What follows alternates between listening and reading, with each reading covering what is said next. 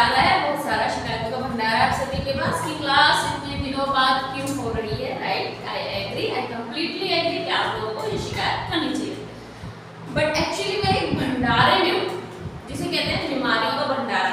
I am suffering from बीमारियों का भंडारा guys, तो इसकी वजह से थोड़ा डिले हो रहा है, थोड़ा नहीं ज़्यादा ही डिले हो गई आपकी classes. I am very sorry, बहुत तहे दिल से हम माफ़ी मांगते हैं, हम क्षमा याचना करते हैं, आप कृपा कर हमें माफ़ करें और क्लास में वापस से फोकस करें। राइट, सैटेलाइट का कनेक्शन भेजते आपको मंगाना पड़ेगा। आ जाइए क्लास में फटाफट से।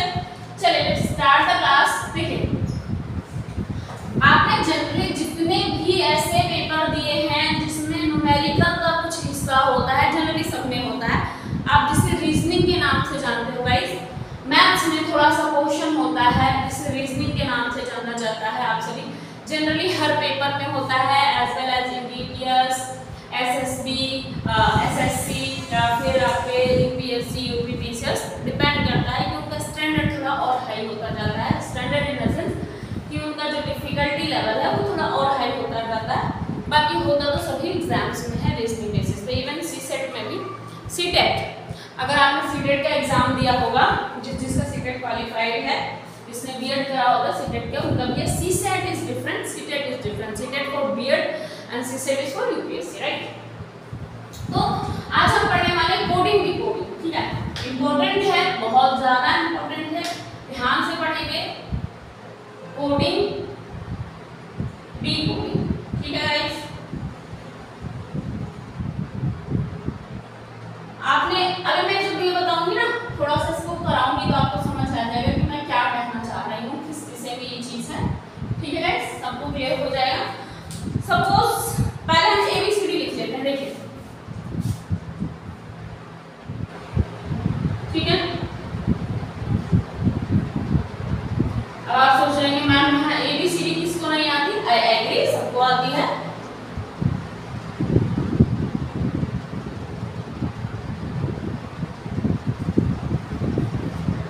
क्या यहाँ तक आपको दिखेगा या नहीं दिखेगा? लेट मी चेक, दिख जाएगा।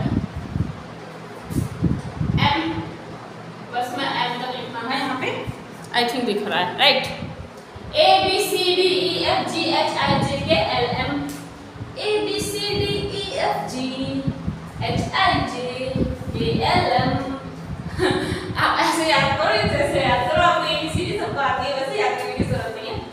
उसके बाद क्या करते हैं हम? देखिए, ध्यान से देखिए इस बात को और समझिए। N O P Q R S T U V W X Y Z. Guys, कई बार रीजनिंग में आपने देखा होगा कि वहां पे कुछ लेटर्स दे दिए गए होंगे, पहले कुछ दे दिया गया होगा, उसके बाद आगे के लेटर्स पूछ लिए गए होंगे और उसमें कुछ कनेक्शन निकालना होता है। तो उस कनेक्शन को निकालने के लिए आपको कोडिंग और डिकोडिंग आना बहुत ज्यादा जरूरी होता है। देखिए, एक तो आपको पहले ए से लेके जेड तक के नंबर पता होना चाहिए कि 26 लेटर हैं, आप सभी को मालूम है, शायद ही कोई यहाँ पे ऐसा हो।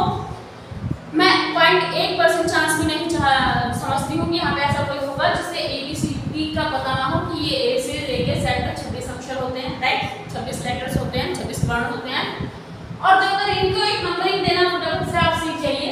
नंबरिंग की अगर मैं पूछूं 3 नंबर, तो आपको पता होना चाहिए कि सी पे आता है 3 नंबर। राइट, तो अगर नंबर हम लिख लेते 1 2 3 4 5 6 7 8 9 10 11 12 13 14 15 16 17 18 19 20 21 22 23 24 25 26।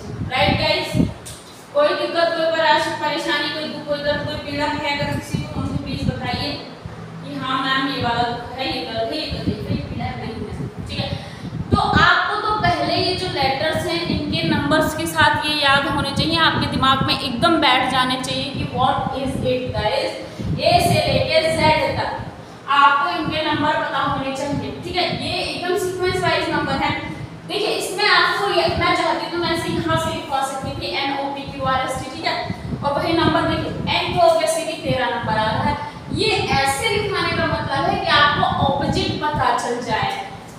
इसके ए के ऑपोजिट z है, b के y है, c के x है, d के w है, e के v है, f के u है, g के t है, h के ऑपोजिट s है, i के ऑपोजिट r है, j के ऑपोजिट q है, आपका k के ऑपोजिट p है, आपके l के ऑपोजिट o है और m के ऑपोजिट n है। ये जो मैंने ABCD यहाँ से शुरू करके इसके उर्दू अग्रिमत क्या हमने आपने उर्दू की तरह क्यों फॉलो किया, उर्दू की तरह फॉलो इसलिए किया। अग्रिमत क्या उर्दू कैसे लिखी जाती है, मतलब उर्दू ऐसे लिखी जाती है गाइस, मतलब ऐसे ऐसे लिखते हुए सॉरी उर्दू ऐसे लिखी जाती है। ये पेज है मान लीजिए आपका, ऐसे करके एक पेज है तो उर्दू ऐसे लिखनी शुरू होती है, राइट। इधर की साइड ऐसे ऐसे लाइनें लिखी रखना है इसमें, और भी थोड़ा ऊपर नीचे लाइन गिनती वगैरह होती है, पर शुरू ऐसा होता है, ठीक है। हाँ तो मैंने ये n इधर से स्टार्ट किया कि आपको एग्जैक्ट नंबर भी पता चल जाए कि n का नंबर होता है 14, o का 15, और ये भी पता चल जाए कि इसके ऑपोजिट में क्या होता है, तो आपको भी ऐसे ही फॉलो करना है इस चीज को। आ रही है बात समझ में या नहीं आ रही है बात समझ में? कोई है अभी तक जिसको समझ में नहीं आई हो? मेरे हिसाब से आ गई होगी, राइट, आ गई है। अगर मैं कहूं कि आपको इसका कॉम्बिनेशन बनाना है कि ऑपोजिट कौन किसके है, तो आप कैसे याद करेंगे? देखिए ए के ऑपोजिट z है आपका, a और z है opposite, am I clear? b और y है ऑपोजिट, ठीक है। c और x है ऑपोजिट, d और w है ऑपोजिट, E और V है opposite. Is it visible? Let me check first. Yeah, is it? Okay. ठीक है guys।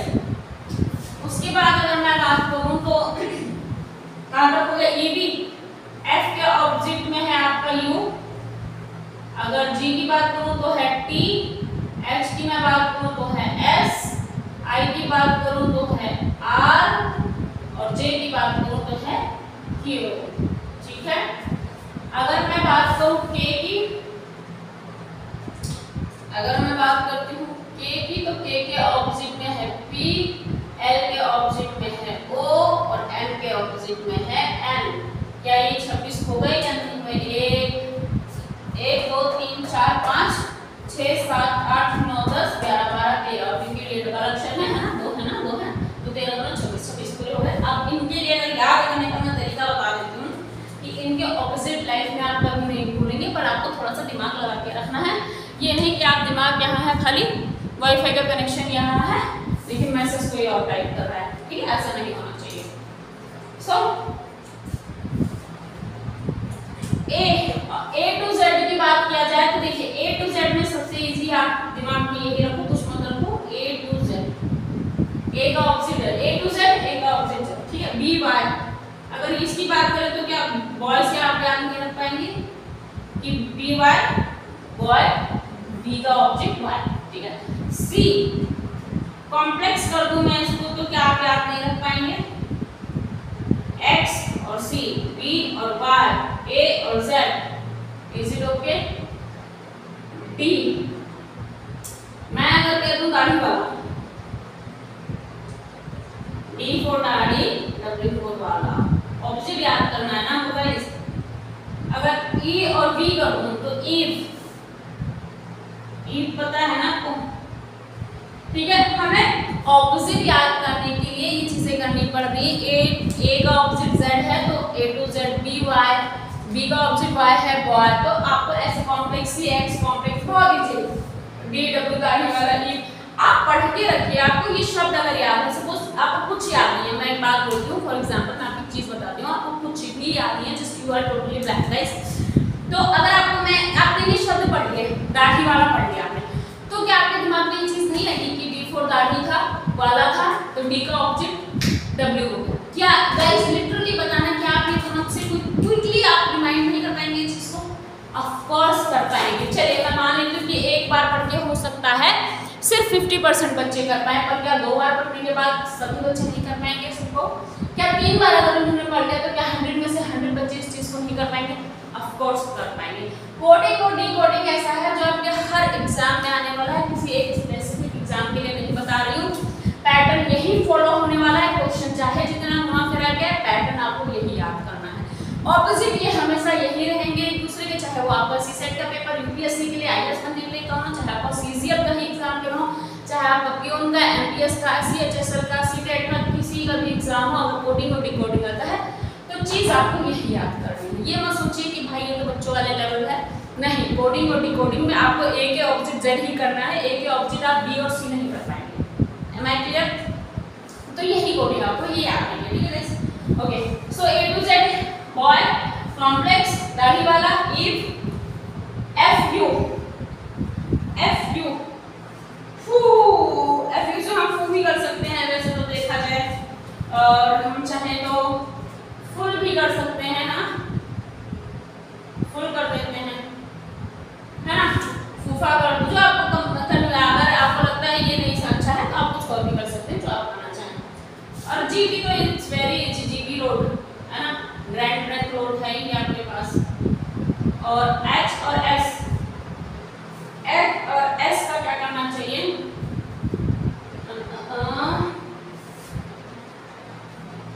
हिमांशी सिंह कर दूं, हिमांशी सिंह कर दूं, हनी सिंह कर लो, हिमांशी सिंह कर लो, हनी सिंह कर लो, या फिर आप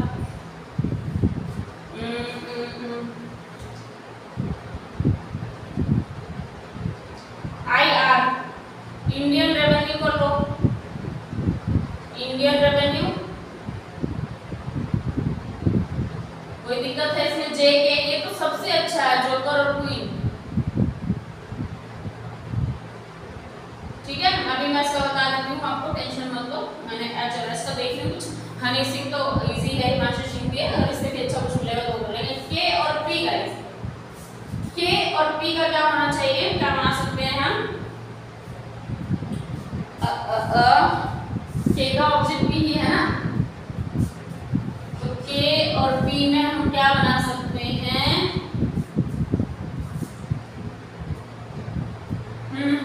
सोचो सोचो सोचो, एल और ओ का क्या बना सकते हैं, एलओसी बना सकते हैं हम, हैं?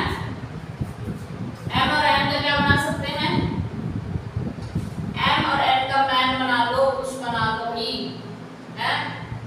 एल ओ का लव, लव नहीं बनाऊंगी मैं, लोनली बना दूंगी, आई हेट लव, ठीक है, लोनली, एल का उल्टा ओ होगा, एम ए एन, मैन कर दो या मनी कर दो, आपको जो कन्वीनियंट लगे, मनी भी कर सकते हो, चाहो तो मैन कर दो, चाहे तो मनी कर दो, बट आपको एन और एम को ऑब्जेक्ट में लाना है। के और पी के लिए अगर मैं चाहूँ तो क्या आ सकता है, काइट, काइट मींस पतंग, देखो भाई सिंपल है, काइट इंग्लिश में कह दो फिर उसी को पतंग कह दो, काइट पतंग, है कि नहीं? इजी है गाइस या नहीं? अगर नहीं समझ आया, अगर आपको लगे इजी नहीं है तो मुझे बता देना, ठीक है। मेरे हिसाब से तो बहुत इजी है, बट क्योंकि आप स्टूडेंट हैं तो आपके हिसाब से ज़्यादा इजी होना चाहिए, अगर नहीं होता है तो मुझे बता दीजिएगा, और अपने हिसाब से कुछ चाहे तो अपने हिसाब से कुछ शब्दों का चयन कर सकते हैं, आपको कुछ ज़्यादा शब्द अच्छे लगते हैं तो। So the last is H और एस,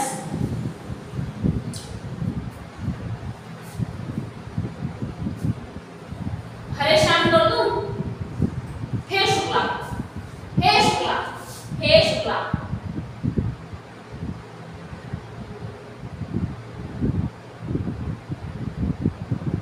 हे शुक्ला, एच और S, hey Shukla, I love this, I love this. Okay guys, so is it clear? अभी मैं इससे आपको एक क्वेश्चन दूंगी फटाफट से, अब आपको जादू की छप्पी बिना लिए करना है, बिना सैटेलाइट का इंतजाम किए करना है, बिना किसी भी जिम की मदद के लिए करना है, आपको फटाफट खुद से करना है। You will have to that question by yourself only, without any help, right guys? So are you ready? How is the josh? अरे बोल तो भाई, hi ma'am, your josh is not high, okay that's not the point, आपको समझ आना चाहिए, okay fine. सो इतना clear है, ये लिख लीजिए, जैसे भी करिए, समझ लीजिए, 2-4 बार पढ़िए, आई एम श्योर कि आपको एकदम रट जाएगा, कोई दिक्कत परेशानी नहीं होगी। अगर आपको इनसे अच्छे कुछ शब्द मिलते हैं तो आप उनकी तरफ से आप जा सकते हैं, उन शब्दों को इस्तेमाल कर सकते हैं, राइट? सो अगर मैं आपको एक क्वेश्चन देती हूँ, सपोज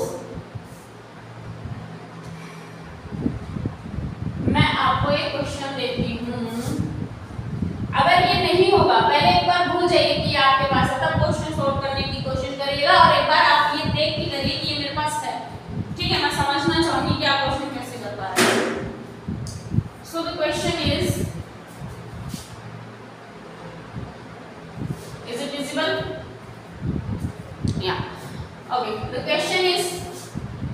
y, ठीक है, I am giving you the question y and YW, ठीक है, YW, then T, ठीक है, then P. What will be the next word? ठीक है, मैं क्वेश्चन मार्क लगा देती हूँ। चलिए फटाफट से आंसर करिए, क्या समझ आ रहा है आपको? मेरे हिसाब से आपको कुछ ना कुछ समझ आनी चाहिए। इतने भोले और मासूम बच्चे आप नहीं हैं कि आपको इतना पढ़ाया हुआ समझते हैं। तेज तर्रार बच्चे हैं, preparing for UPSC, so I know you. All the very best. चलिए फटाफट बताइए आंसर। चलिए देखिए, हमने लिखा y, y के बाद हमने लिखा w। अब हमारे दिमाग में एक बात आई कि y 25 पे था और w जो है 23 में था। इन दोनों के बीच में 1 का गैप है, वो 25 पे है और वो 23 पे है, तो 1 का गैप हुआ ना। फिर क्या है, w के बाद t पे है और w क्या है 23 पे है, और जो t है वो कितने पे है 20 पे है, तो 20 और 23 के बीच में 2 का गैप हो गया। Are you getting my point? Yes. t है, t के बाद में p है और t है 20 पे और p आपको पता है कि 16 पे है, और इन दोनों के बीच में आपको गैप पता चल रहा है ना कितना है, 3 का, 17 18 19, 3 का ही गैप है ना गाइस। तो अब p है, तो आप समझ पा रहे हो कि पहले 1 का गैप है, फिर 2 का गैप है, फिर 3 का गैप है, तो गाइस अब कितने का गैप होना चाहिए? सीक्वेंस वाइज जो चीज यहाँ फॉलो की गई है, यहाँ की गई है, यहाँ की गई है, वही आंसर लाने के लिए भी फॉलो कर दी जाएगी। अगर सीक्वेंस वाइज 1 2 3 बढ़ता था तो अगला भी 1 ही बढ़ेगा। अगर बीच के नंबर 2 2 से बड़े होते, यानी कि पहले 2 था, 1 था, फिर 3 था, फिर 5 था, तो अब हम 7 ढूंढते, क्योंकि जो टर्म्स जो प्रोसेस यहाँ पे फॉलो हुई होती है गाइस, वही हमेशा यहाँ पे फॉलो होती है। Always remember this. ऐसा नहीं है कि आपने यहाँ कुछ भी फॉलो कर दिया और यहाँ आंसर लाने के लिए कुछ भी फॉलो कर रहे हैं। This is totally wrong method. Okay, are you able to understand what I am trying to teach you guys? Okay, so अगर p है, ठीक है, हमें क्या चाहिए? 4 गैप चाहिए। p के बाद 4 गैप कैसे आएंगे? अगर मैं 1 2 3 और 4 की बात करूं तो यहाँ पे क्या आना चाहिए गाइस? क्या यहाँ पे k नहीं आना चाहिए? p और k के बीच में कितने का गैप है गाइस? 4 का नहीं है क्या? o n m l, is it 4? Is it 4? Okay, 4 number का गैप। So is it answer correct? k is correct. यही ये देखिए हमारे पास ये देख के अगर आप नहीं करते और अगर आपको याद नहीं होता तो इट माइट बी पॉसिबल कि आपको बहुत ज्यादा डिफिकल्ट लगता है that what should you do, but if you know the digits आपको बहुत क्लियर हो जाएगा, बहुत ज्यादा क्लियर हो जाएगा कि ये क्या फॉलो किया भाई। आपको समझ आ गया पूर्ण से ये। अच्छा, यही रूल ऑपोजिट के लिए भी होगा। हो सकता है b के बाद w दे दे, f के बाद u दे दे, h के बाद s दे दे और k के बाद कुछ ले। Are you getting my point? तो बस इतनी सी बात है कि आपको a से लेके z तक के नंबर पता होने चाहिए कि क्या किस पे आ रहा है डिजिट। 1 से 26 तक की डिजिट है, 50 तक डिजिट नहीं है। अगर लेटर्स 26 है तो 26 तक ही डिजिट्स होंगी आपकी। उनको ऑपोजिट भी कर दिया है इसी एक इसमें। ऐसा नहीं है कि आपको पहले सीधा सीधा याद करना है, बाद में इसी चीज में आपको बहुत क्लियरली पता चल गया होगा। सो is it clear guys? Okay, चलिए फिर तब तक आप लोग इसकी प्रैक्टिस करिए, क्वेश्चंस बनाइए इसके रिगार्डिंग आप, और practice makes the man perfect, right? Nowadays line makes the man perfect. जितना इंसान झूठ बोल सकता है उतना ही वो परफेक्शनिस्ट हो रहा है, बट आपको